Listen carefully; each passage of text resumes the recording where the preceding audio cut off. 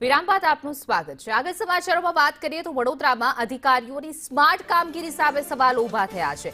ફૂટપાથના paver block બદલી નાખતા વિવાદ સર્જાયો છે। નવી ડિઝાઇનના પેવર બ્લોક નાખતા ઊભો થયો છે આ વિવાદ। એડવોકેટ અને સામાજિક કાર્યકર શૈલેષ અમીનના સવાલો છે। તેઓએ કહ્યું કે ભ્રષ્ટાચાર અને કૌભાંડો કરવા બદલવામાં આવ્યા છે પેવર બ્લોક।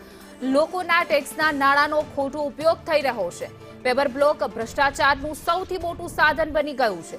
કચરાની નવી હાથ લારીઓ પણ ભંગારમાં પડી જોવા મળી રહી છે। કોર્પોરેશનની બોર્ડ ઓફિસો બની ભંગારનું ગોડાઉન જેવા ગંભીર સવાલ ઉઠાવ્યા। વડોદરા શહેરમાં સ્માર્ટ સિટીના સ્માર્ટ અધિકારીઓ કઈ રીતની કામગીરી કરે છે તે સ્પષ્ટ દેખાઈ રહ્યું છે। આપ જોઈ રહ્યા છો વોર્ડ નંબર 14ની કચેરી છે, જ્યાં આપ પાછળની સાઈડે આવશો તો ત્યાં આગળ પેવર બ્લોકના ઢગલા જોવા મળશે। ખાસ કરીને પેવર બ્લોકો જે જૂના છે એ જૂના ઉખેડીને નવા નાખવાની કામગીરી કરી રહ્યા છે। પહેલા પાતળા પેવર બ્લોક આવતા હતા, હવે 60 mm ને નાખવામાં આવે છે। આ રીતે જે પેવર બ્લોકો જે તાજેતરમાં જ નાખેલા હોય 6-12 મહિના થયા હોય એને પણ બ્યુટિફિકેશન હેઠળ ખસેડીને નવા પેવર બ્લોકો નાખવાની કામગીરી ચાલી રહી છે। આખું જ આ પાછળની સાઈડ જે વોર્ડ નંબર 14ની કચેરીની પાછળની સાઈડ આપ જોશો તો અહીંયા ભંગારનો ગોડાઉન થઈ ગયો એવું લાગશે। અહીંયા પેવર બ્લોકો હાથ લારીઓ જે કચરાની હોય છે, હાથ લારીઓ કટાયેલી ભંગાર પડેલી છે।